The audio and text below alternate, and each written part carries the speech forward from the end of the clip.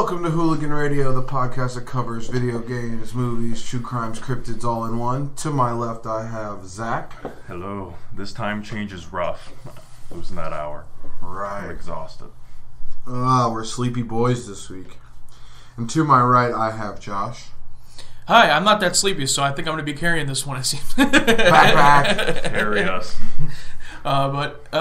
Pretty excited for this episode. I finally watched Umbrella Academy, so we're going to talk about that, because I was the only one kept falling behind. Yeah, slacking. And I'm Isaiah, your podcast aficionados. So what's going on in the movie realm there, Josh? So, did you guys see the trailer for Ari Aster's new movie, Midsommar? I did. Midsommar? Somar, yeah. So I actually have to, Zach, if you were able to look that up, I was meaning to, but I forgot to the meaning behind this, why they changed the spelling like that. But basically, the trailer shows, and for anyone who doesn't know, Ari Aster is the director of Hereditary, which was my favorite movie last year. This movie is also being distributed by A24, so obviously they have a good relationship with him. And it's coming out pretty quickly. Hereditary just came out last year, so he was obviously already working on this one. The trailer basically seems like it focuses on two teenagers who hear about this festival that's going on, and it happens only once every 90 years. They show up, and it's all kind of crazy in the trailer. I thought it was really impressive. To be honest, I was never that into the Hereditary trailer when I saw it last year. I was like, oh, that looks like a decent horror movie, and I was really surprised. But this horror trailer really creeped me out. Like, the imagery in it is very creepy. Yeah, dude, it looks like Firefest 2. Yeah. What's going on, dude? It's going down for real. Yeah. But, yeah, no, I watched the trailer whenever it dropped too, and it looks really interesting. I like that it's creepy, but not in a dark sense. Like, not all of the scenes are shot super dark, like every other horror movie you ever see, where it's like, oh, if I watch this with the lights on, I'm not going to be able to see anything. Yeah, it's all out in the daytime, like out in fields and stuff. Right. Like, it's not like darkness doesn't seem like that's the driving factor of the scares. Yeah. I think that it's going to be a very good one. I wasn't huge into Hereditary, but I could see why people were, so I still have faith in this movie. So it looks like the reason this Midsommar, or however you pronounce it, is like a Swedish holiday that they celebrate, and that's the spelling for it, pretty much. Oh, okay, that's interesting. Yeah, and again, that kind of brings up, too, another thing to mention. You don't see a ton of horror movies get released in the middle of the summer, because that's a blockbuster time. But Hereditary last year was released in the summer, and now this one is as well. So I don't know if that's A24, like, kind of like a marketing strategy for them, is like, this isn't crowded when it comes to horror movies, so we're going to serve that audience during this time instead of releasing it, in like October or January.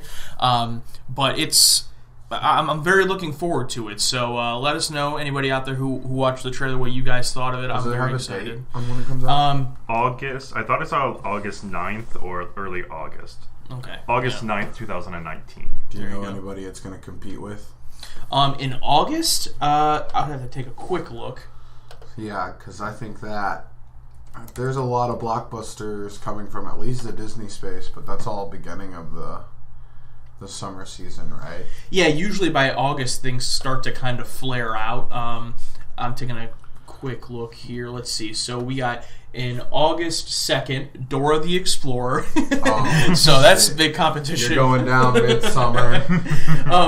But when it comes to things that may be in the same competition range, New Mutants, which is like a dark X-Men movie, is supposed to be coming out August 2nd, but that movie keeps getting pushed back, so I don't know about that one. August 9th, Scary Stories to Tell in the Dark is also supposed to come out. That's going to be pretty cool. Yeah, that looks like it might be focused a little more towards kids. It's probably not going to have an R rating like Midsommar. But beyond that, I mean, this Disney movie Artemis Fowl is coming out. I don't know what that is, but I think that's I think that's more of like a UK property that people like. And then the Fast and Furious movie comes out on August 2nd, Hobbs and Shaw, which looks awesome, but is not the same audience as Looks Midsommar. awesome? I don't know. That one's 50-50. You don't think Hobbs and absolutely. Shaw? It looks awesome in an absolutely ridiculous way. Like it looks like they're just taking Fast and Furious and they're like, okay, we know this is absolutely ridiculous. Let's just see how ridiculous we can make it. When we went to go see Captain Marvel this weekend too, there was also the trailer for the new X-Men movie,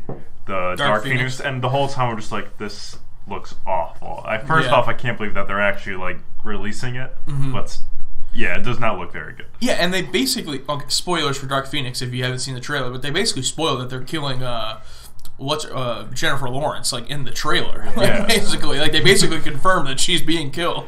I think it's going to be one of those movies where all of the good important scenes were shown during the trailers, and then it's just going to be filled with nonsense from that. Yeah, that's unfortunate. No, I think the trailer for that Fast and the Furious movie that Midsommar is going to have to compete with, I guess, looks crazy. It's like, you want action heroes? We gave you action hero, an action hero, an action hero. And you're like, Jesus Christ, what can we even do? Yeah, and I really like Jason Statham and The Rock's chemistry in the previous Fast and Furious movies.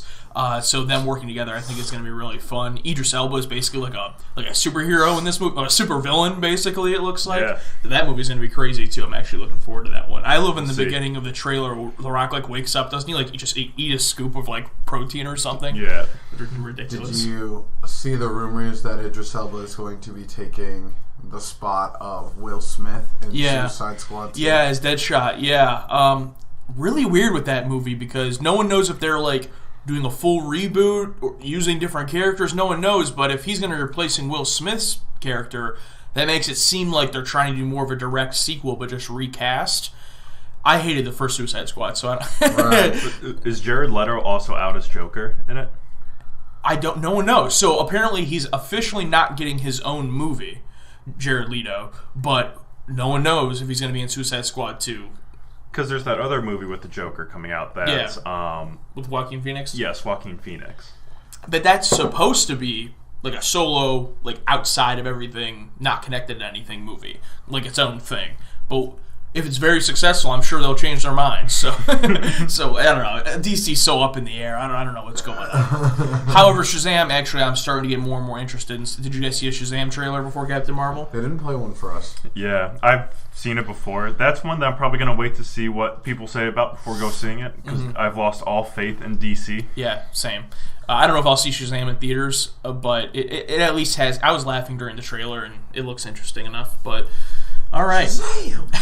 And then I guess one last piece of not really movie news, but some anime news, right, Isaiah? Yeah, so it sounds like, and I think that what is happening is that Netflix is putting out feelers to see what people's reaction would be to a One Piece live action going on, and I think that the overwhelming response was, "Don't you fucking do this, Netflix, I swear to God." Yeah.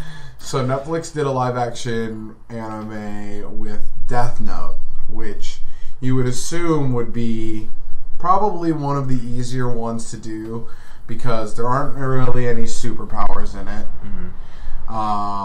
There are only 20-25 episodes, and that bombed like crazy. People hated it. It was so bad. And now Netflix is like, we're going to take on... A beloved anime, which was what Death Note was also. B, has over 1,000 episodes, right? I think. It's if it's not at 1,000, it's pretty close. Yeah. C, all of the characters in the anime have some sort of crazy power. And D, the creators recently came out and said that they have years of content left for it. So they fucked up an anime that was completed, had a percent of the episodes and no superpowers, and they're like, we're gonna do this, we're gonna make it's gonna be sweet. And IGN posted it, and I was like, oh no chance, dude. But I think that it was just them kind of testing the waters and like kind of being like, you know, I don't know what they call it, it's like when you do leaks on purpose to try to kind of feel out what people's reaction would be. Kind of like what they did with Deadpool, the original Deadpool, when they like released test footage of that to see the online reaction. Yeah.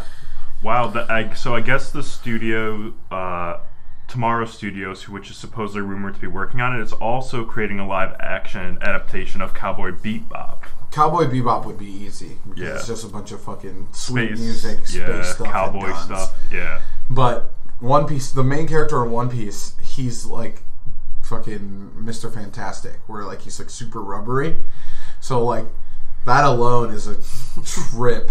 Like no one's been able to do it well, like making a super rubbery character in live action. Let it alone, like I don't understand how they're like. First off, like you said, One Piece isn't even done. Like, are you just going to pick like a certain arc of this anime and do it up to that point, or like try to just bowl ahead to get as much as you can covered? Like, it's going to be absurd. Yeah, but they said they're doing it as a series, right? I'm not sure if they live action series. Oh, okay. Because if it's a series, I would assume they would just follow the same beats as the anime. It looks like it will be a live action series. Yeah. So I don't know. I mean, I don't know much about anime, but it's gonna get canceled in the first season. I've never seen a good example of an anime being turned into a live action property. I mean, The Last Airbender, the Dragon Ball Z live action movies. Right. I mean, I can't think of one good example. Looks like they actually first teased this live action One Piece back in 2017. And they were like, they just took so much backlash that they stopped. So now they're going again. Is Pokemon considered an anime? Yeah. Yes. So if Detective Pikachu is good, that'll be It'll only be the example. First one. It'll be the first one. But it's just not even... There's a couple Pokemon in it that look really terrifying. But then you think about it and you're like, if Pokemon were real, they would all be really terrifying. Yeah. Even the cute ones, you'd be like, oh, that thing has a move that will poison me. I would die. Yeah. No, it's definitely interesting. So, I guess we'll have to wait and see. I mean, Netflix is going to give it to us if we want it or not. Yeah. Like, at this point, what's the risk in running it if it's already halfway made?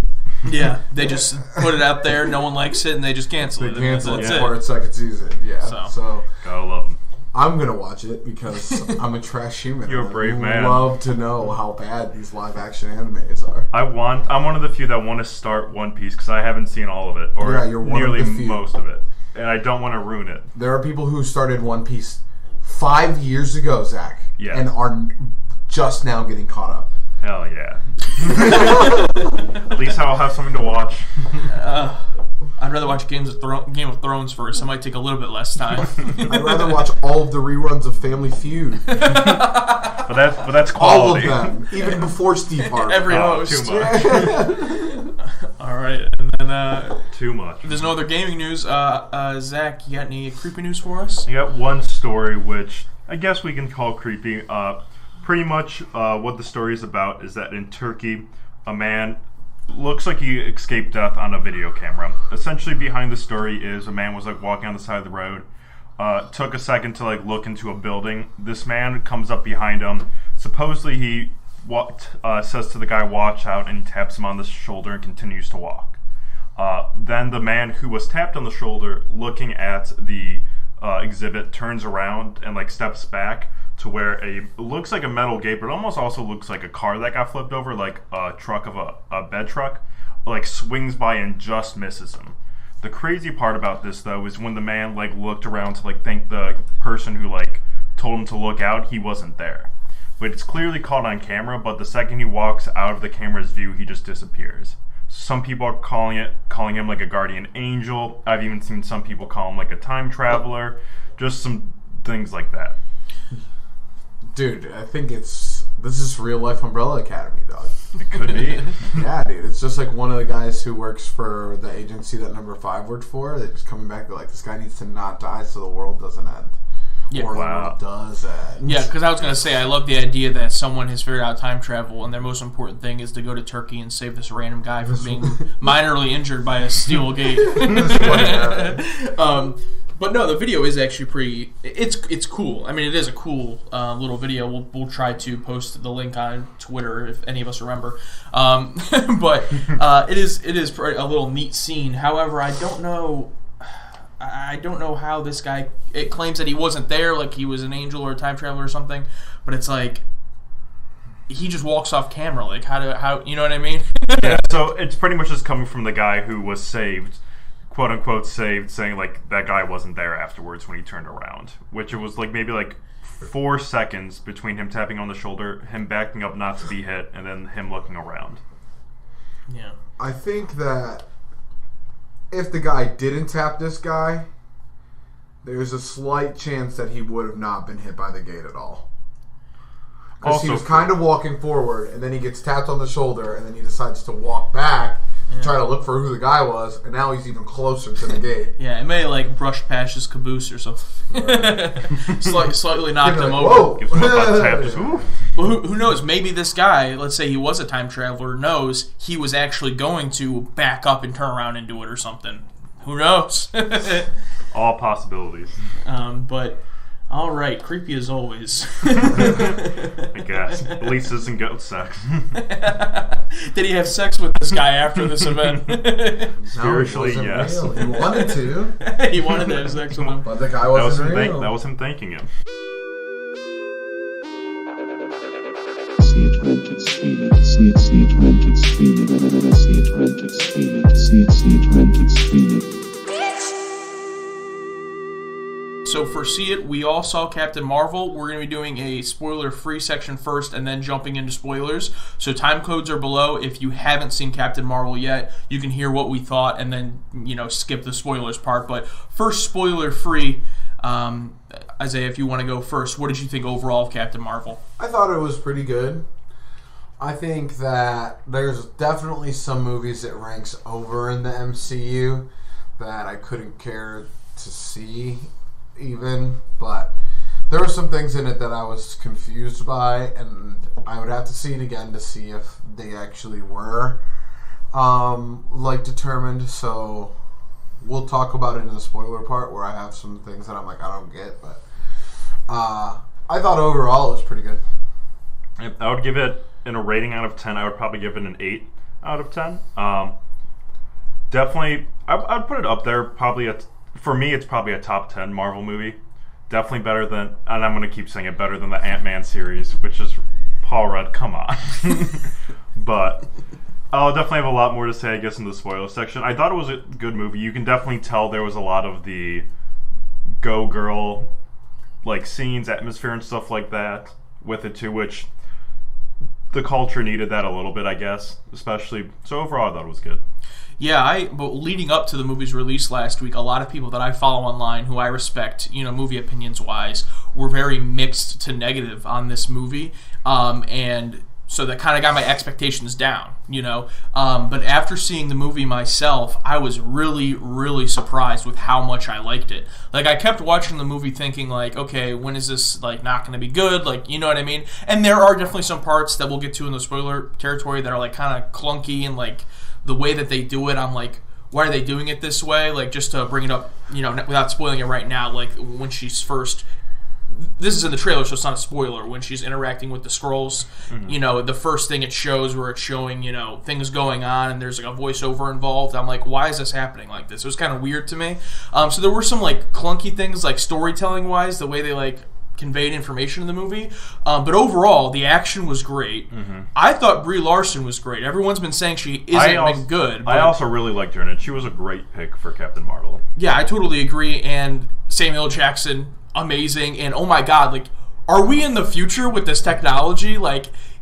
In my movie, they showed the trailer for Spider-Man right before this, and he's in that movie. Mm-hmm. So I got to see him right before the movie, what he looks like now. And then the de-aging technology, it's fantastic. Blew my mind. Yeah. And also the other agent, I can't think of his name now. Agent Coulson? Yeah, he was also really good in it. Yeah, and he was de-aged as well. Not as noticeable because he basically looks the same now, but but that technology is amazing. The 90s nostalgia was funny and cool, but it wasn't overbearing, this is the 90s, it'd just be small subtle. Little. Yeah, I mean, the soundtrack was pretty obvious at times, but besides that, I guess we'll get to it more in the spoiler territory, but the soundtrack I did like, although at sometimes I felt like it was a bit too much. We'll talk about that too, yeah. But really overall beyond that, as an origin movie goes, you think about all the Avengers we have now and you look back at their origin movies, they're usually not good. Mm-hmm. The first Thor is my least favorite Marvel movie.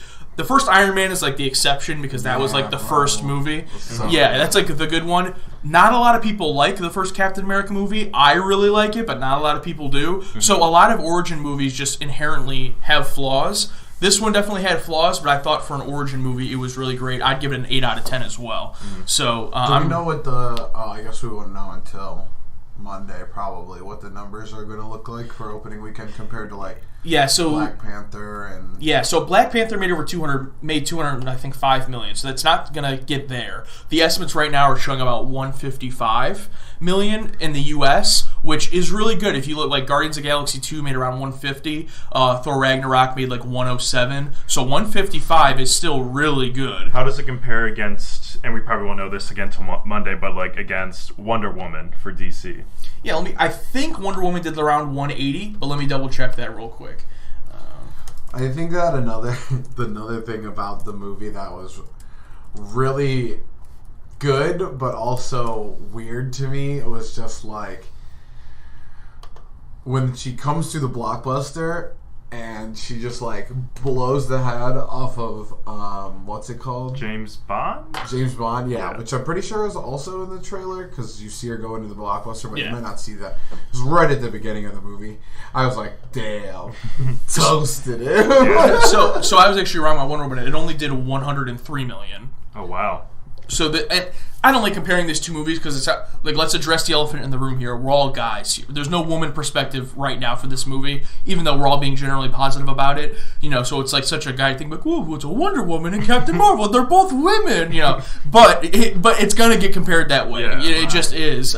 It's like comparing, a Batman movie to, an Iron Man movie because they're both people who don't have superpowers. I mean, they're similar. So, yeah, it's doing really well. I think overseas it made like $170 million this opening weekend. Like in China, it did really, really well. So doing great there. And I think on Rotten Tomatoes it has like an 86%. So doing really well all around. But like I said, there are some people online that I follow that weren't as big of a fan of it. And I would get why someone wouldn't like this movie as much, but I don't think there's really any reason to hate it or to really not like it if you're a fan of Marvel. Like there's nothing in the movie that's so offensive to me as a Marvel fan. Like, there's one thing that people may not really like that we talked about already before. We'll bring that up in spoilers. So let's just get to spoilers. We'll get to that. So spoilers are going to be right now. You can go and look at the time codes down below. Skip ahead if you haven't seen Captain Marvel, but I think it's safe to say we all recommend it, right? Yes. Yeah. Okay. So spoiler-wise, the thing I was bringing up is Samuel Jackson, Nick Fury losing his eye, right? That too. I was thinking of something else. Okay, so a lot of people are probably going to be mad because the whole MCU you're thinking of like, how did he lose his eye? It's going to be so crazy. And there's even a line in Captain America where he's like, you have to trust me. And Samuel Jackson's like, the last time I trust somebody, I lost an eye. And he was talking about a cat. Yeah. We now know. That's awesome. Good old Goose. I didn't know that line was in Captain America, but that's so funny. Yeah, dude. I think that... So the only thing, people have been trying to justify it to me, but I can't remember, is... How does the scroll get Nick Fury's boss's persona? Was he at the scene where Bree goes through Blockbuster, or I don't remember seeing him there? Yeah, it doesn't. I guess it doesn't really explain him specifically, because do we even see his boss before finding out he's a Skrull? That's because we also went with our friend Scott, and we thought that he was actually the first person to come out of the cars when they're going to investigate the Blockbuster. Okay, yeah, it could have been. I'm not sure. And that's where I don't think so, because the first person out of the car is the reveal that Nick Fury is the person in the movie. Mm-hmm. He gets out of that black Chevrolet. Yeah.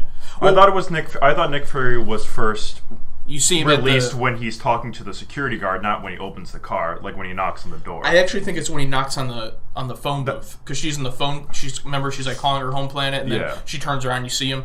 He very well could have been there. I don't remember. Yeah. But either way, the first time it really got me with the Skrulls is when it was Agent Coulson in the car next to him. That was the first time where I was like, oh shit, it could be anybody in these movies. Because I thought there might be one big reveal later on where a major character in this movie had been a Skrull, but it was right out of the gate almost. Agent Coulson's a Skrull, so it's oh shit, who else is a Skrull? I really loved what they did with the Skrulls, and also huge surprise that at least these Skrulls are good. They end up being good in the movie. Yeah, compared to what was the other race? The Kree? The Kree, yeah. Yeah, so Not Creed, the band. It's just Creed? Creed. I mean, they can be in the same realm. Yeah. But because the trailers and everything, everyone's talking about after Avengers, after Thanos, the secret invasion with the Skrulls, that's going to be the big storyline moving forward. But with this movie, it like turned that upside down. These Skrulls were good, so now you don't even want to be here. Yeah, now you don't even know. I'm sure there are a couple evil Skrulls that could still be on Earth, but I really like that. And Ben Mendelsohn as the Skrull, I think his name is Talos. Yeah, hilarious, really good. I love when they're on the helicopter and they're like asking him what else he can turn into, and they're like, "Can you turn into a filing cabinet?" He's like, "Why would I turn into a filing cabinet?" I just love that there was so much of the movie where they're afraid of the cat, and I'm just like, it's just a fucking cat. And then the cat fucking eats the fucking like Tesseract, and we're like, shit. whoa!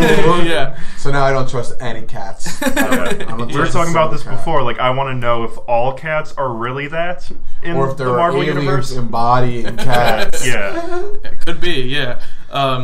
I'm trying to think of what else. The Stan Lee intro I thought was really great, and then even that's another thing that we have to bring up. For the first 5 minutes of the movie, they just didn't turn the lights off in our theater. Yeah. So during all of the trailers, the lights were on full blast. So we watched all the trailers in the light. The Stan Lee thing, lights on.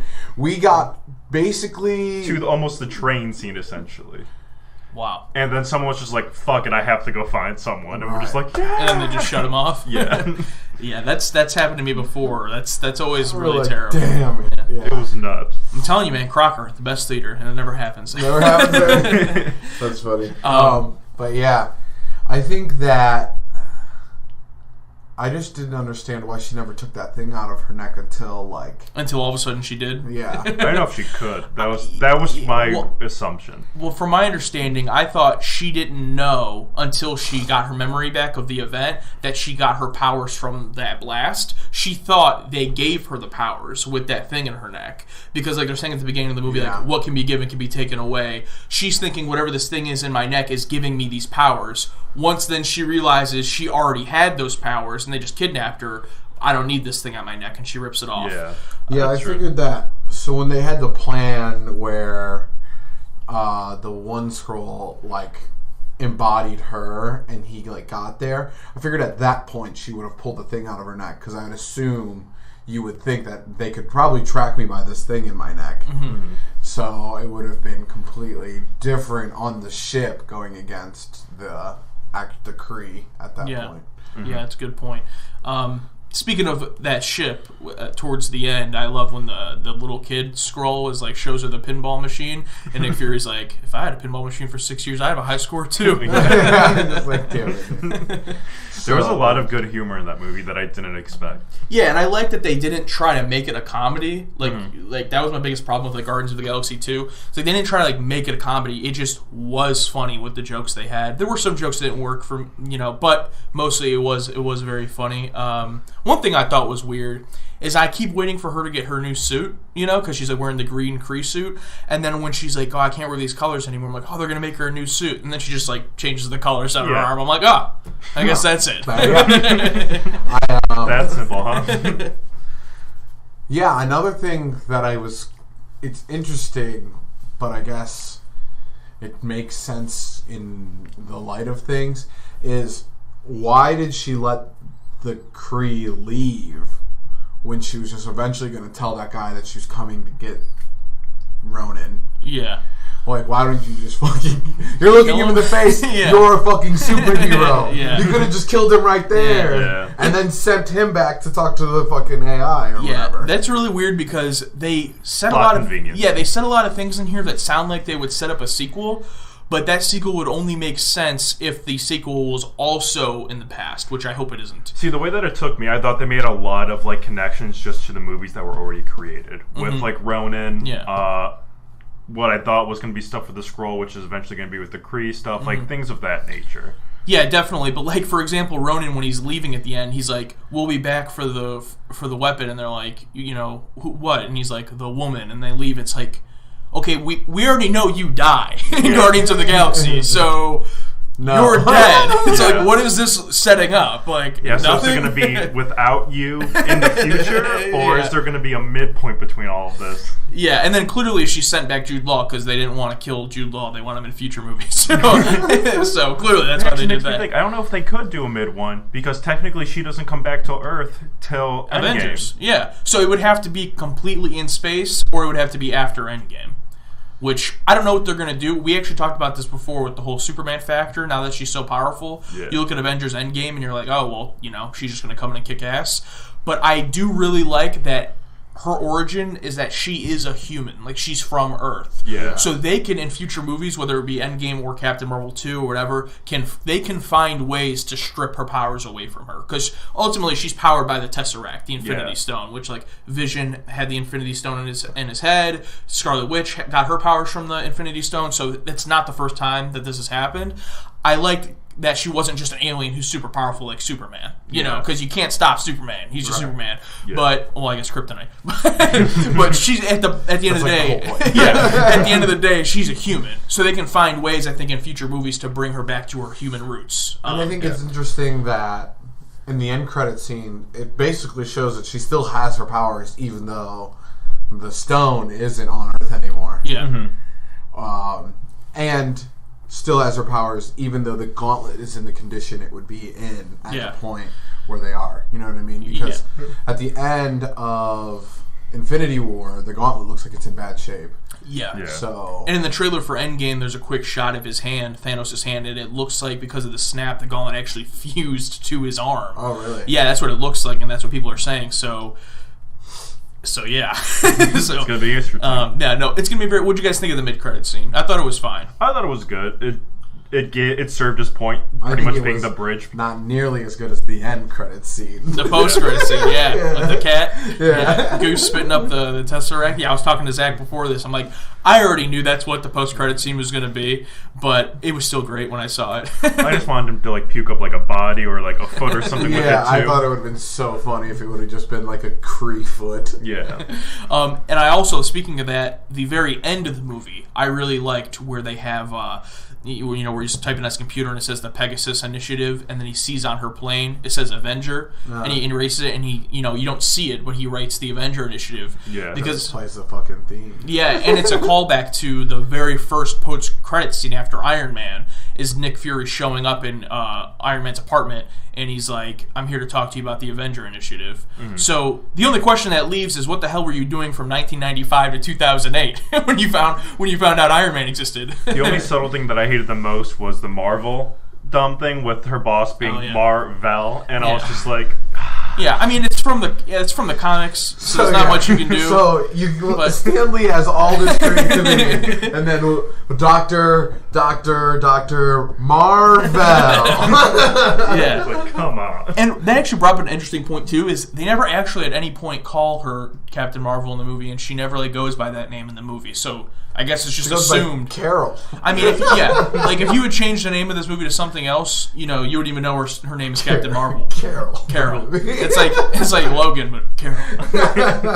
Yeah. I like the fact that the only thing that could tell by looking at the scrolls, if they're a scroll or if they're actually who they're meant to be, is the fucking cat. Because the cat, when the one guy is mimicking a Kree, the cat doesn't fucking destroy them. Yeah. And you're like, what the fuck is going on? The cat. Well, Nick Fury's just like, oh, of course. Yeah. And then you find out that he's actually just mimicking them. But I think it'd be interesting if Goose plays a major role if there is a Kree bad guy, or not a Kree bad guy, a Skrull bad guy in the future. That Goose is the one who identifies. I want an army of gooses, just cats lined up. Speaking of that, I have two speculation guesses based on nothing. One is with Goose.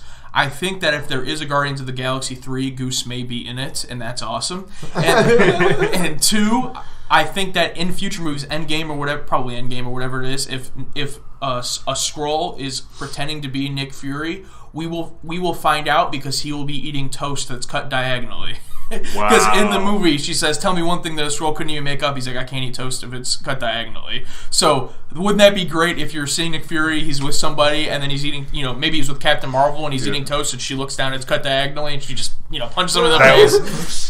That would be a great callback. That would be great. Anything else to say on Captain Marvel? I think that one of the most interesting points brought up at the end was like, I think it was Zach, or it might have been Scott. It was like, now I got to go back and watch all of the Marvel movies and look for Goose. Yeah. And see if Goose makes an appearance beforehand. Like, I want to go back and watch the first Avengers, like when they're experimenting on the Tesseract, and just see if like Goose is anywhere like in the laboratory. Yeah. I think that you're right. I think that we're gonna have to pay attention to the kind of toast he eats if he eats any toast. Watch out for the toast. Watch out for the toast. That's gonna be the name of this episode. Watch out for the toast. And then they could even, if Goose ends up being Guardians 3, they could even do like a Hobbs and Shaw spinoff, Goose and Groot. Wow. Just two main characters that don't speak any English. Goose and Groot. Make it happen, Marvel. And one quick last thing from me. Speaking of speaking English, they've always said, I've just heard directors and stuff saying that in the Marvel Universe, like, oh, everybody doesn't actually speak English. It's just they all have a universal translator. That's how they understand each other. But for the sake of movies, they all, you hear them speak English.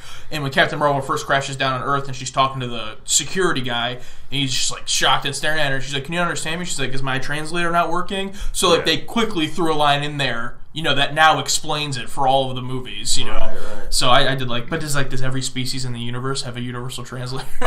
During the fight scene with Captain Marvel, where they're on the thing and the "I'm Just a Girl" song comes playing, I was like, all right, you're just beating a dead horse now. Yeah. We get it. Yeah, I wanted to say the "I'm Just a Girl" scene was a little bit like, okay. And then when she's like in the, what do you call that realm or whatever, when you go and see the AI and then it's playing the Nirvana song. I have had that Nirvana song stuck in my head ever since the movie, but it's like, why is that happening? And she goes there, and there's just a record player, and it's like, oh yeah, we're in the 90s. But it's like, I love the 90s nostalgia when it was like, she falls on the Blockbuster, and then she's like, where can I find communications equipment? And the guy points to a Radio Shack. Like, I laughed out loud at that I was moment. telling them, I was sitting a kid next to me, and I'm pretty sure he was here by himself during this part. And she asked him the thing, and he's like, God, I really hope he points to a Radio Shack. And he like says that out loud to himself, and the guy points to the Radio Shack, and you just hear, huh. That's great. Just busted out loud. Yeah, and like, and she's wearing like the 9 Inch Nails shirt, like, there was really good subtle nostalgia, but then there was the soundtrack. Just kind of like every 5 minutes, it was like, oh hey, here's a random 90s song we got off of a Spotify playlist. I love that she's wearing a 9 Inch Nails shirt. Basically the whole movie, but there is not a single 9 Inch Nails song in the whole movie. And no one mentions it either. That's just right. Like someone in wardrobe was probably here. Just wear this. All right. Well, that's Captain Marvel for you guys. Let's jump into like another superhero property. It's definitely a comic book property. Yeah. Umbrella Academy. Isaiah, you watched it a while ago. Zach, you watched it a week or two ago? Yep, about a week ago. And I just finished it like 2 or 3 hours ago. So, So it's a 10-episode series on Netflix. Let's go spoiler free first, and then we'll jump into spoilers for Umbrella Academy. So Isaiah, you're the kind of the one that first watched this all the way through. So what do you think, spoiler free, of the whole series? I'm a big fan. I'm super excited. I saw that they got confirmed for a second season. Oh wow, okay, I didn't. So I'm excited to see where it goes, considering that I know the ending. But I don't know. I liked all of the actors in it. I think they all did a really good job. It wasn't. I mean, I think 90% of the actors I see nowadays do a really good job of playing their roles.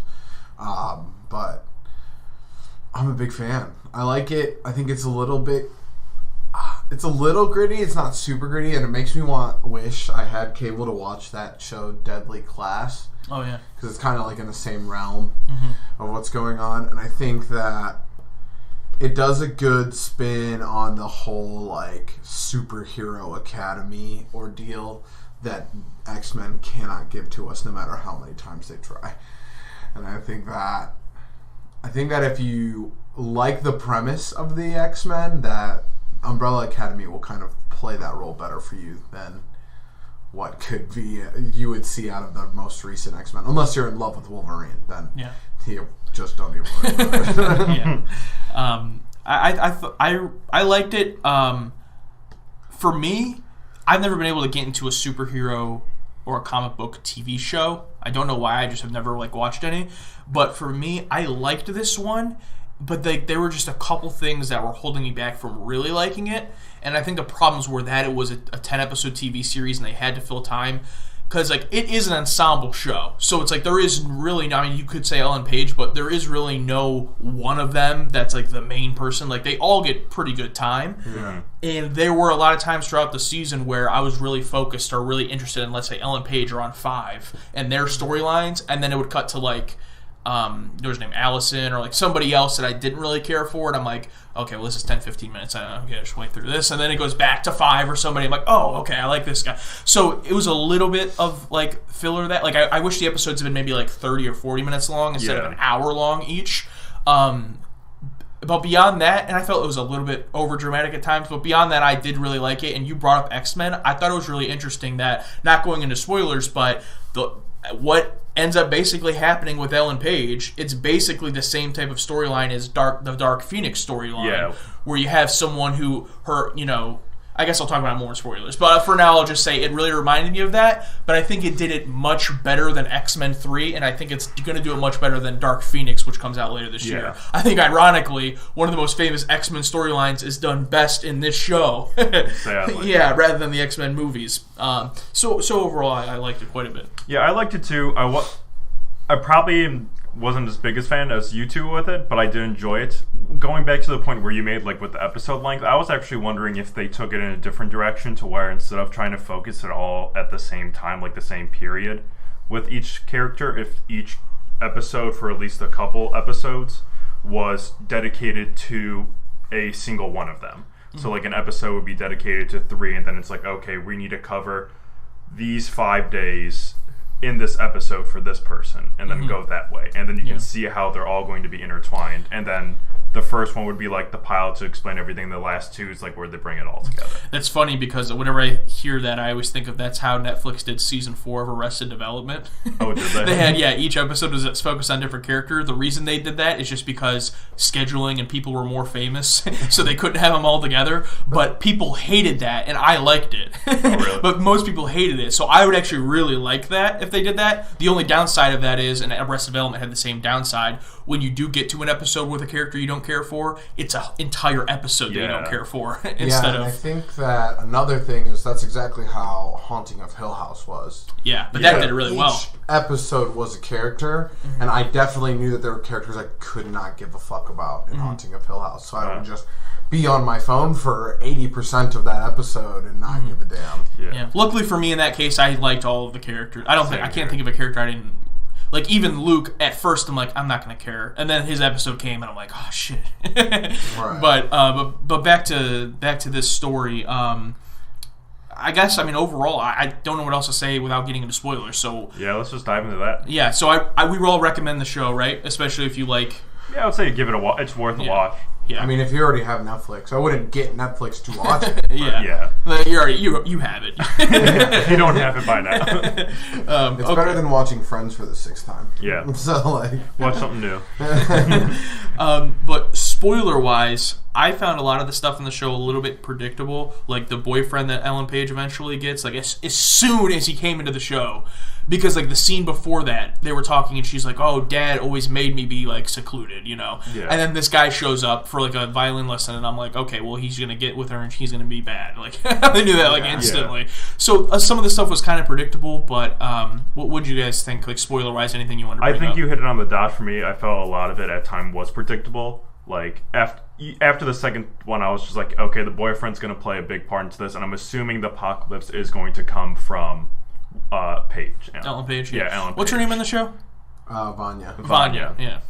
Number 7, she was? Yeah, I believe so. I may have missed it. Was there a reason they all had names, but then 5 was just 5? They gave themselves names. But he didn't? So because he was left, gone? Yeah, when they left the actual academy, they gave themselves names. Okay. Which I thought 5, though, was named... Their mom might have gave them names when they were older or something like that. Was 5 the one that died? No, he's the 5's the one that accidentally traveled into the future. Yeah, and then he comes back and he's a kid. Yeah. Okay. He was one of my favorite characters. Yeah, that makes sense why he doesn't have it now. Yeah, the show for me, as I want to hear your thoughts on this, because the show for me peaked really early, like that Apocalypse storyline at the beginning. The end of the second episode, he's like, I came back here to save all of you, and it goes back to the when he goes to the Apocalypse, and you see all the other characters dead, know? So it's like, you can tell this isn't way far in the future he traveled. This is like, pretty soon, and you see all the episode ends. That really hooked me into the show. But then I never felt like as into it as I did at that point. The lore started to go a little bit away from it because they had to address everything to lead up to it, I felt. And then it just got lost in it. No. I don't know. I think that personally I was more expecting that I'm not going to base it solely off of this first season. Yeah. Because I figured it was going to get booked for a second season. And most shows like this going to spend majority of the first season establishing character motives and stuff like that. So obviously there are a lot of people who probably don't care for Allison, the girl whose superpower is like she can basically tell you whatever, as long as she prefaces it with I heard a rumor or whatever. Yeah. Well, you get a lot of where she is coming from and not a lot of what she can do. But now she basically had her power removed from her. Yeah. By Ellen Page. So it'll be interesting to see like each individual character's development is where I am more into it, as other than like a story development aspect. So like I'd much rather see how Klaus is going to go from here than see what they're going to do as a team to try to stop the apocalypse in what would probably be season 2, where they go back in time together. Mm-hmm. Yeah. Two things, because you brought up Klaus. Two really big surprises for me in the show. I did not give a shit about Klaus at the beginning. He ended up being one of my favorite characters by the end of the season. Oh, absolutely. And then also the two cops, Mary J. Blige and the big guy who's actually from Mindhunter. He played the serial killer in Mindhunter. Those two guys. Wow, that is what he's from. I couldn't figure out for the longest time. Yeah. Thank you. They really grew on me throughout the season as well, and I love how he gets with the donut lady and everything. There has to be something with the donut lady, and I think it's going to be something's going to come out in season 2, like because they travel across different timelines and stuff. I'm wondering if they had like a past relationship with her or something like that, like in the past, or like some other relevance with it. That's interesting. Because it's odd that he's just like committed to going to that donut place to see her in the beginning. Yeah, I didn't think of that. Yeah. And you see right at the end too. I guess we can open up talking about the ending of the season. You see right at the end when they're all time traveling, him and the donut lady also get back. Like time travel.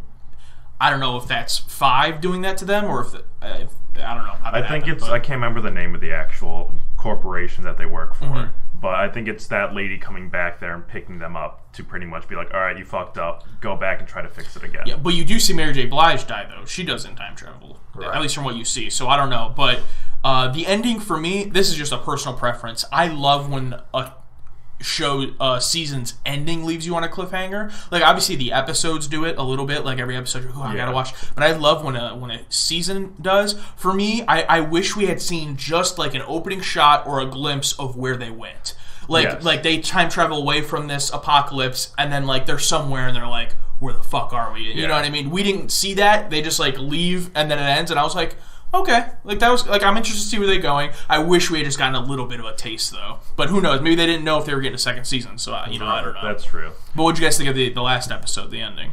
I wasn't a real fan of the ending, to be honest. Like you said, I loved like the cliffhanger ones, but if it gave me just a little bit more, I would feel a lot more better of the show overall, to be honest. Like you saw a little bit, I guess, with them like turning into their younger selves. Yeah, so you assume that's going to play a role into the second season.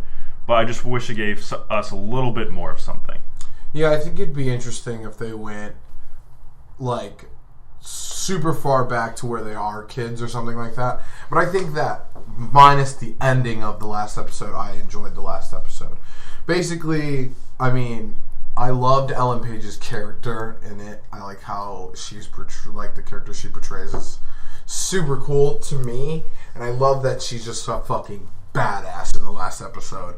And then like the rest of the family gets stuck in between, basically charging her or getting killed by the fucking corporation. Yeah. And I think that when Klaus like actually unleashes his whole power, where he can let his other brother actually use his power. I think that's super badass and kind of gives a good showing of what could go on in the future if he can actually get full interactions from people who are dead with the real world. Like whenever he gets punched in the face by him the first time, I was like, oh shit, okay. Yeah, and he was like, how'd you do that? And he's like, I think it was you. Like when he punches him, Like when I saw that last scene with Ben like coming out and doing all that crazy stuff, I thought like, man, imagine if he had that power when he was getting interrogated in that motel room where he had like all of the assassinated people that those two people killed and them just going ham on those two. That's what I'm saying is I'm more excited for each character's individual development than I am about where they're going or all that kind of stuff. I want to see how each person's power kind of comes out now compared to what they're going to do with those powers. You know what I mean? I'm more interested in each individual person than I am in the collective story of where they're going. That's fair, but man, rip Pogo, man. That sucked. I was like, damn it. Yeah. You made it this far. You made it all the way. That's what you get for lying, you fucking I mean, he Pogo. did. Yeah, he did. But he fuck had up. to. Like, your existence was based off of this guy, so you pretty much want to follow him till the end. It was sad, but hey, Ellen Page, man, you can't funk with her. But no, really. Anything else to say on the first season? I think that's about it for Umbrella Academy for me. Go watch it. It was good. Really, really interesting. Especially if you already have Netflix. Yeah. Why not? You should go watch the Behind the Curve documentary on Flat Earth. Oh yeah, I'm sorry. That was a really good documentary. It not only goes into actually the conspiracy theory of the Earth being flat, but it also just does a deep dive into the kind of people who believe the conspiracy theory and like what the scientific community can do so they could pretty much debunk this conspiracy. But one thing that one of the scientists actually brought up that I can also point towards like vaccinations and other things that are going right now, because there's that big, huge anti-vaxxer movement going on, is that, especially with flat earthers, instead of like explaining to them or like why the Earth's not flat or like here's scientific proof, especially with a lot of anti-vaxxers, we're just like, no, you're dumb, or like, that's so dumb, I can't believe you're thinking this, and it's just pushing them farther into the rabbit hole of believing that, which is only not going to persuade them to come out of it, essentially. And I thought that was a real good, somewhat near ending to like just wrap it all up. So, and then near the end, it starts like going to that, like with them actually doing more experiments and stuff like that, like real experiments, which I thought that was just a good way to round up the entirety of it. I think that is a good point that you're making.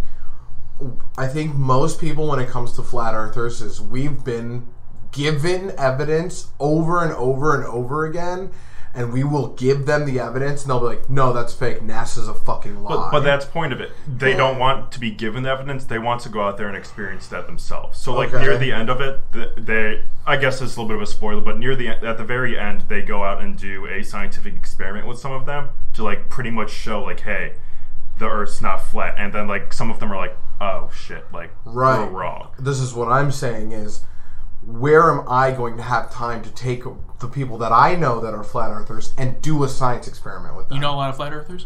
I assume so. At this point. I mean, isn't your brother one?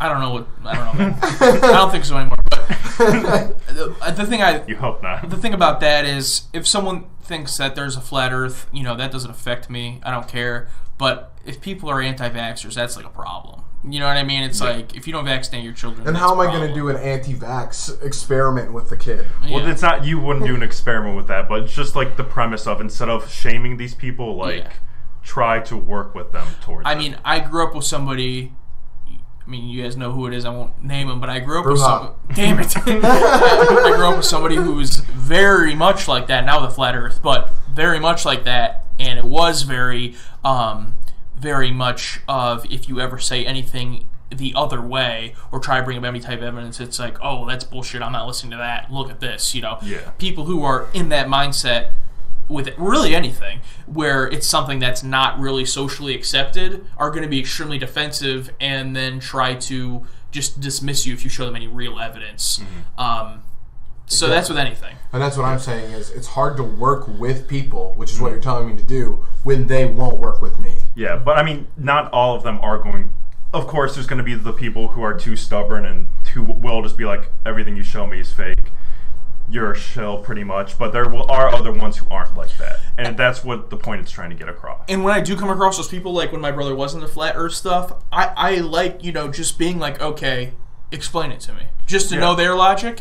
Because even if you 0% will never believe anything they're saying, it is interesting to just be like, where are you coming from? What made you believe this? What basis are you putting this in? Just to see people's mindsets of like why they believe these things. Yeah. Because like when my brother explained it to me, it was nothing that I would ever believe, but I understood what he was saying because of his beliefs. Mm-hmm. You know what I mean? So it's like, if you believe NASA isn't real, and if you believe that like, and like God came into it and everything, but like, if you are of that, I can understand what you're saying, but like I'm not, because logically I could never think that, So it is interesting. So I'm interested to watch the documentary because I'm interested to see their point of view on it. But I am not for promoting like people saying, "Oh, well, listen to my point of view on anti-vaccination," because it's like, no, that's not. Don't do that. You can believe the Earth is flat, or you can believe whatever you want. But if you're going to cause a danger to society, then I think it's an issue. Mm-hmm. Yeah, I think that while I guess we should try to get these people to not believe in these things,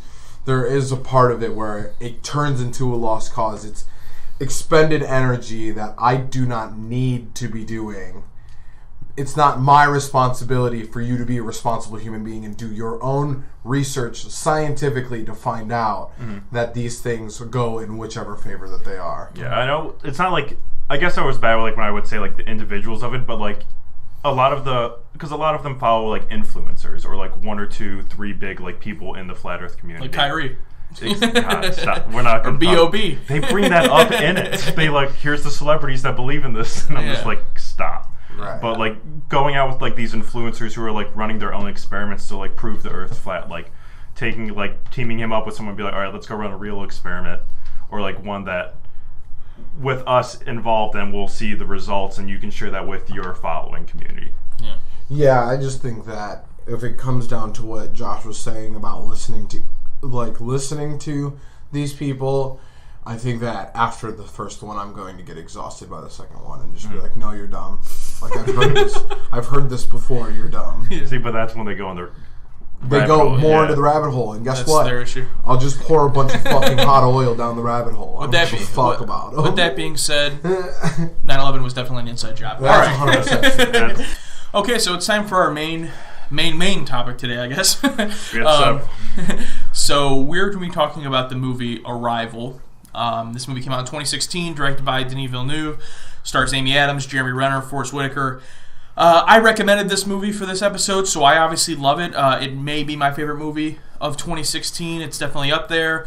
So I want to get your guys' spoiler-free thoughts first, because this was both of yours first time watching the movie, correct? Right.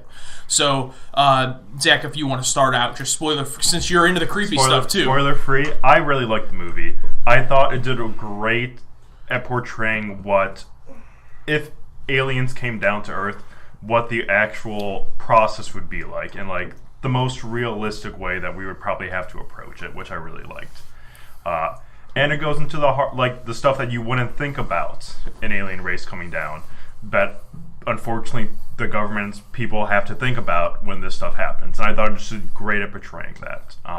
Cast was extremely well thought out. I thought the plot, even at a little bit of times, I thought it was a little bit blocky with the progression of the movie, but overall, when the end scene hit, it all made sense, so I thought it was good.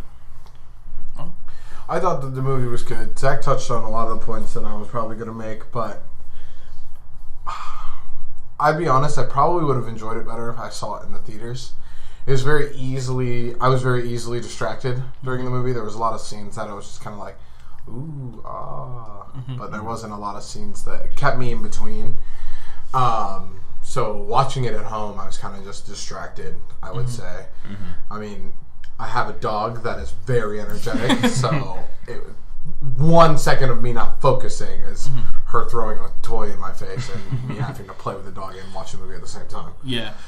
So I agree with you on a lot of that. First, let me just spend like 2 or 3 minutes gushing about the movie and why I love it. So, okay. First of all, I totally agree. Seeing this in the theater, I'm upset that I didn't see it in the theater, because this movie's like gorgeous, like gorgeously shot. Right. Like almost every shot of this movie I would like a poster of on my wall. Like just so many shots. And not just the big ones of like the ship, or like, big shots like that. But even just like ones like where she's just standing in her home. Yeah, and like just how the it's flashback framed. Yeah. scenes. Or like she's standing in her home and she has that big window that just shows the beach, Just how they shoot everything in the movie is amazing. And I don't know if you guys seen Blade Runner 2049, which came out. Denis Villeneuve also directed that, and same way with that movie. So that's why he's one of my favorite directors, is that I know the movie's going to look amazing. Yeah, the cinematography in it is crazy. I mean, even the scenes where it's basically like when they're inside the thing, like even those scenes are like with the contrast of the like white and the black like surrounding, it looks so good. Yeah. I think you're completely right on that. So that's my favorite thing about the movie. My second favorite part, which I can't get into much until we go into spoilers, is just what happens, in the movie. I watched it again yesterday, and I almost cried watching it. So we'll get into that, I'm sure. But amazing. And then third, everyone in the movie, like Amy Adams.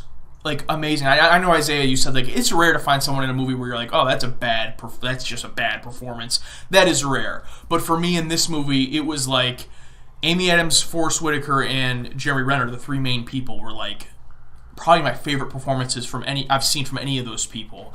Like, and I mean, I've really only seen Jeremy Renner as Hawkeye, but really loved the performances. And then on top of that, I loved how this movie tackles so many things. So you have aliens. It tackles that. One of my favorite portrayals of aliens, like you said.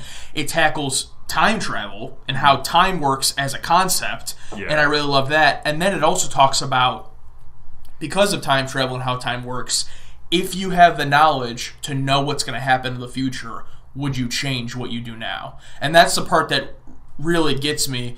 Because like, at the end of the day, the movie isn't even really about the aliens. Like, it is. The movie, they're there. The movie's about them. But it's really, at the end of the day, not. It's really about that choice of, if you know what's going to happen in your life, would you do anything to change it, or would you just say, this is how it's supposed to go?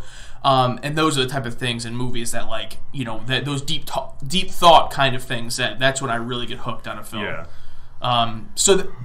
Now the negatives. So I agree with you, Isaiah.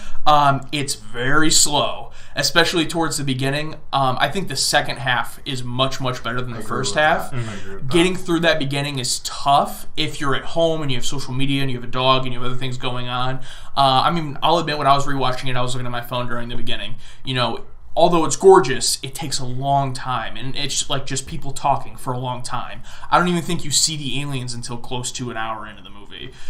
So there's a lot. You do have to get through it.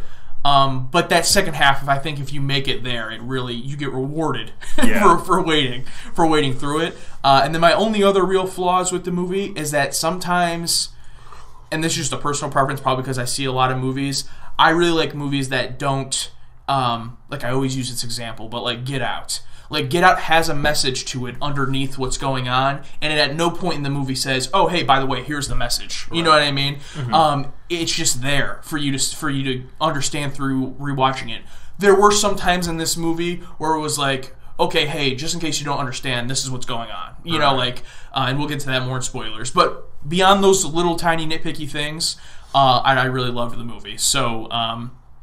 Anything else spoiler-free that you guys really liked about it or would like to say about it? Or didn't like? Spoiler-free wise, no. Okay. I figured this would be mostly a spoiler discussion. Yeah. So if you haven't seen Arrival, it's on Hulu. For 3 years. Yeah, see it. It's been on for 3 years. It's on Hulu for free. I'm sure you could rent it on Amazon or Redbox or wherever. Definitely worth the watch. Denis Villeneuve, real quick, also to mention, his next movie's coming out in 2020, and it's a remake of the movie Dune. I've never seen that movie, but the cast, if you look it up, it like looks already crazy. Did you say Dune? Yeah, it's called Dune, D-U-N-E. It's like, I think it has like Josh Brolin. Like it has a whole bunch of Dave Bautista, I think, has been cast in it. So it looks like it's going to be another big movie similar to Blade Runner 2049. But anyway, see Arrival. So getting into spoilers. What's the first thing you guys would like to talk about? Can we talk about how the aliens are essentially from the show Squidbillies? Fuck. You're right. The first time I saw them, I was like, no. When I first saw the first time I saw the movie, I was convinced that it was just its hands.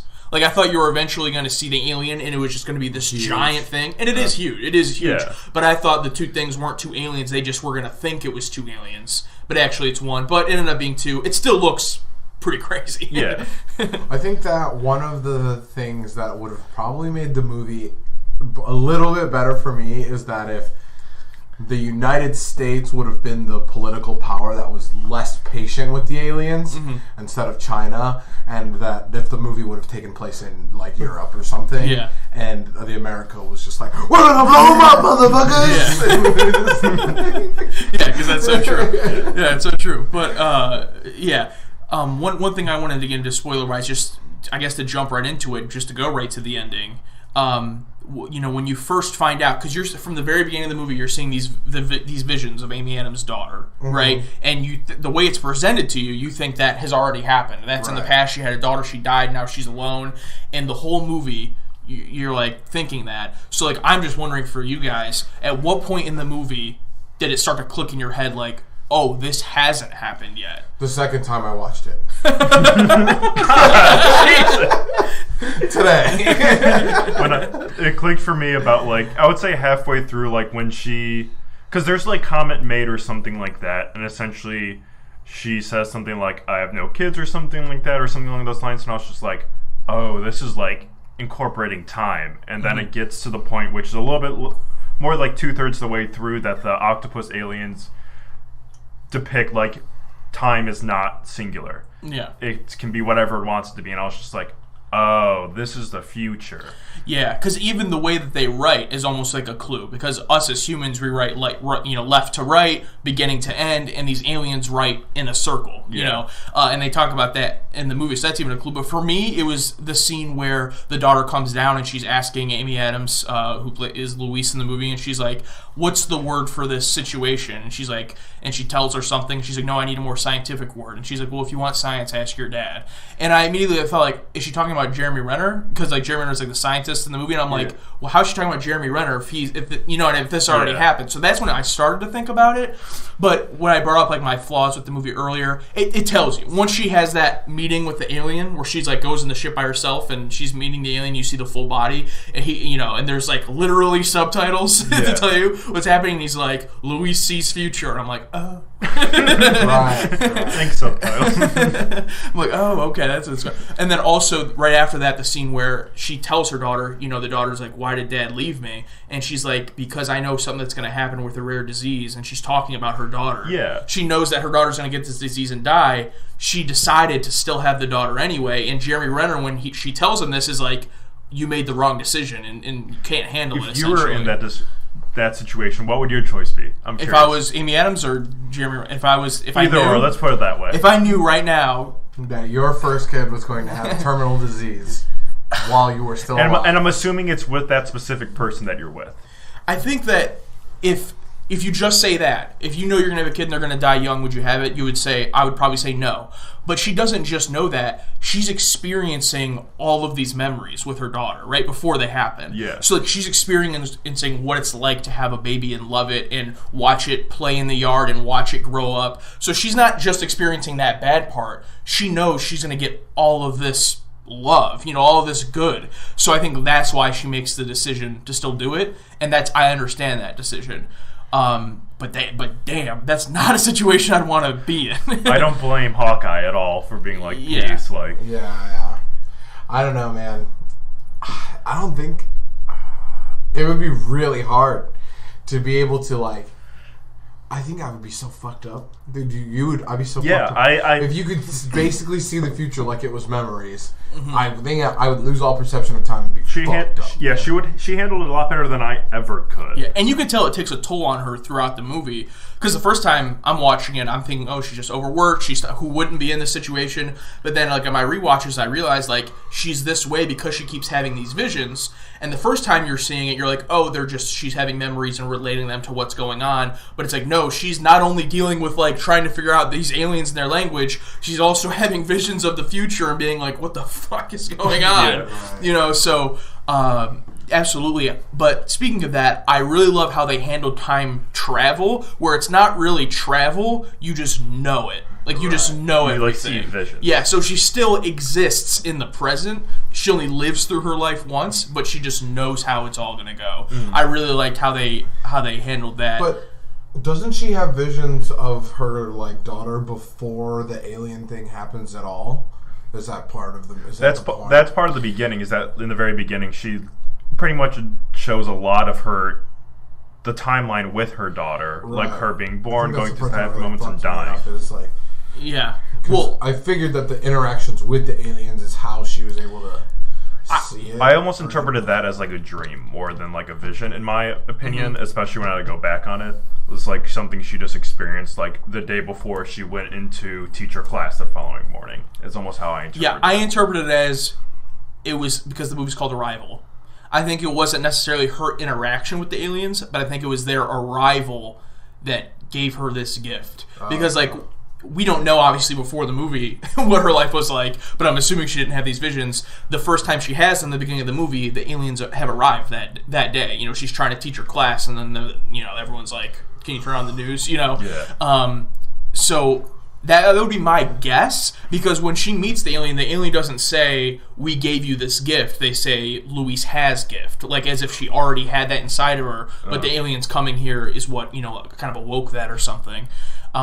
First off, though, real quick, to the beginning of the movie, I love the part where Forrest Whitaker first comes into her office, and he just has a tape recorder, and he's like, tell me what this says. It's just clearly an alien. And he's just like, and it's just like, I don't fucking know. And he's like, all right. And he just leaves. It's like, what? Yeah, like you haven't seen the TV the last 2 days with the fucking spaceship? Yeah. But it's like, I just really thought that was funny. But I'm trying to think.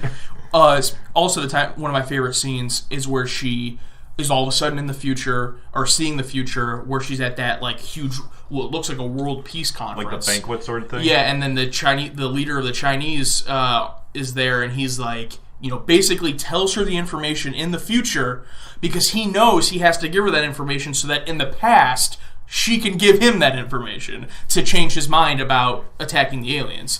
That's what really. The first time I had a hard time understanding what was going on. Yeah, I understood like she was like in the future. I was like, but how does he know that he needs to give this to her to save him from nuking an alien? Because like she's on the phone with him, she would have had to not only tell him the information, but then also tell him, I can see the future. You need to tell me this in the future when we meet. It's crazy. Yeah, so that part was a little wild. I'm trying to think any other events in the movie that like really. When they try to fucking blow up the fucking alien from the inside. Oh, get the freaking idiots. Yeah. Oh, fucking Americans. It's like, come on, man. And they kill one of the aliens too. Like, damn it. It's like they're just here to help us, man. Typical humans. Because like they keep teasing it the whole movie with all the countries, right? Like, oh, like they're gonna attack them. What's going on? And then of course, just like American soldiers watching basically an equivalent of Alex Jones on their computer, like, oh, they're right. We gotta blow this thing up. It's like, come on, man. Yeah, dude. I was like, what the fuck is going on? I guess I probably should have paid better attention because a lot of it didn't make sense to me. Now that you guys are talking about it, I'm like, what the fuck are you talking about? Yeah. When she's on the phone with the Chinese guy and like Hawkeye is basically making it so that they can't come in and fucking kill her. I'm like, okay, this is interesting. When did the movie get interesting? I love a lot of the little subtleties it shows, like, and it's mostly from like the news sources coming in, like what society would do with this happening. Like throughout the thing, it would be like this cult killed themselves, thinking like this is like their god coming, and I was just like. Those little subtleties is one of my favorite parts of the entire movie. Yeah, or they'd be like, after a third night of looting, like, they can't stop the chaos because, yeah, it's just straight aliens anarchy. Are here. Yeah, no, definitely I thought that was handled very well. And the first time, when the aliens show up, how everyone reacts to it. Like, they're in school and, like, an alarm goes off, like... Yeah. I don't know. That'd be an insane situation. I mean, that's like one of those situations where everyone thinks, well, what I do in that situation, if there wasn't an arrival, of sorts...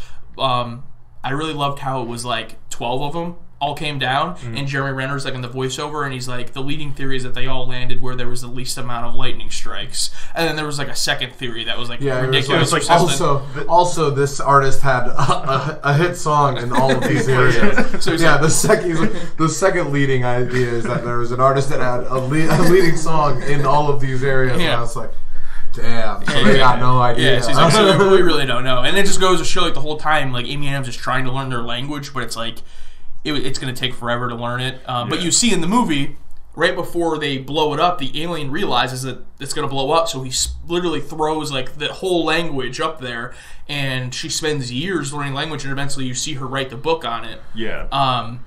And then she's able to access her future memories so that she knows the language in the present, because she knows in the future she writes the book on it. Wow, I didn't understand that. That's new to me. Yeah, so when they're like, we gotta evacuate, and she's trying to read what he said, she's like, you can see her in the future, like, opening her book that she wrote to read it, and she's like using her future memories to be like, and she's like, I know this language, because in the future she writes the book on it after she learns it.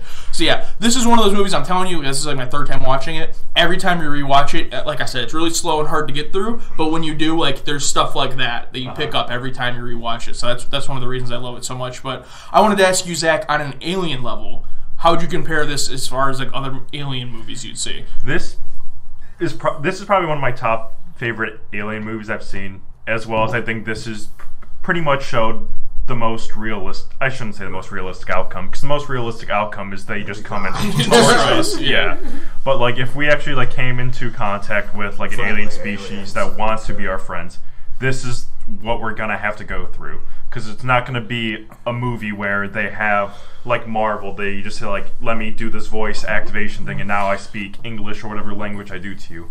We're gonna have to learn all of that. We're gonna have to figure out like, are you carrying any bacteria disease that can just wipe us out as a species, and just all these other little things that you have to go through just to make sure that they can be here first off. Yeah, absolutely. It's my favorite alien movie for sure.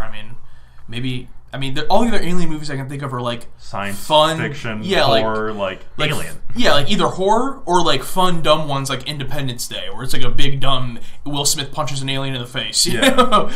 Or it's like horror movies like A Quiet Place, things like that. But no, Arrival is definitely probably my favorite one. Isaiah, what do you think? I think it was really good. I guess I probably need to watch it in an aspect that I have to pay attention more.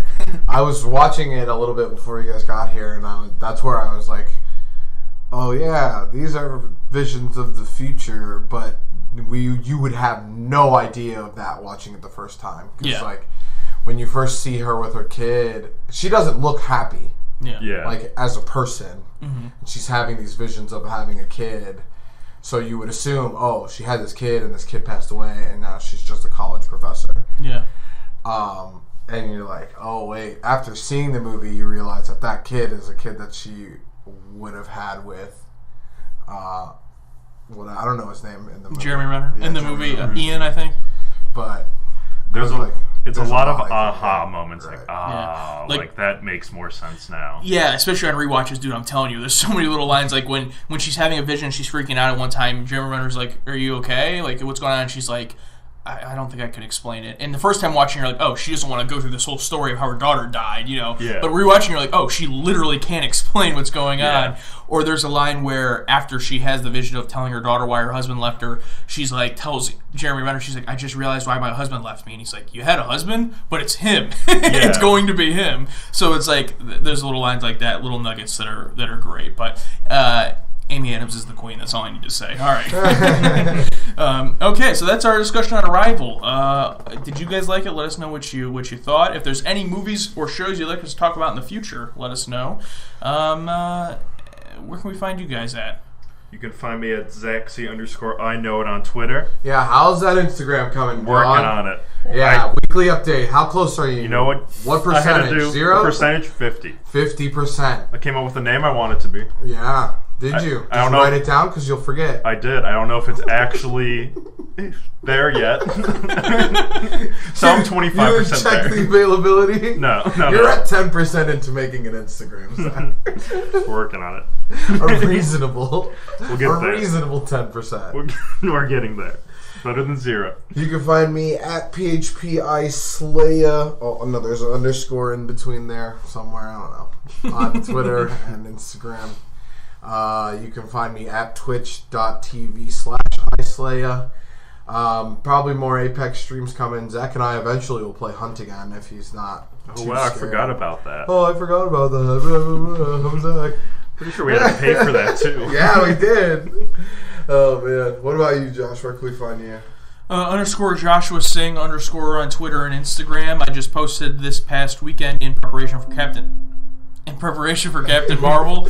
I posted, I ranked Ant-Man and the Wasp and Infinity War in my MCU rankings that I did last year, so I updated them. And coming up soon, I'll be doing, I don't know which one I'm going to do first. I have to do Creed 2 to finish that series, and then I'm also doing Pokemon 3, 4, and 5. So Nice. see how those go. And that's really about it. Thanks to American Spirits for blanket forts. Where else can you find Hooligan Radio stuff? Hooligan.radio on Instagram, Hooligan_radio on Twitter. And if you want to email us at hooliganradio23@gmail.com. I'm going to take all the credit for the viral meme that we posted. So, Yes. That was a nice that's your job. boy. When you say we got 1 follower off I think we that? got 2. We're working Two away. About followers. 600 likes, 2 followers. That's about. That's a good ratio. Third of a percent. Damn it. It's funny though because it's like I like shit like that on Twitter all the time and never even look at the account, so I totally get it. I totally get it. But yeah. We also like to thank Sugar Burger for our See It Rented Stream It theme, and we'd like to thank you, the listener, for supporting us and listening and retweeting our episodes whenever you get the chance. Thanks, everybody. We'll catch you next time here on Hooligan Radio. Bye. I'm not content with the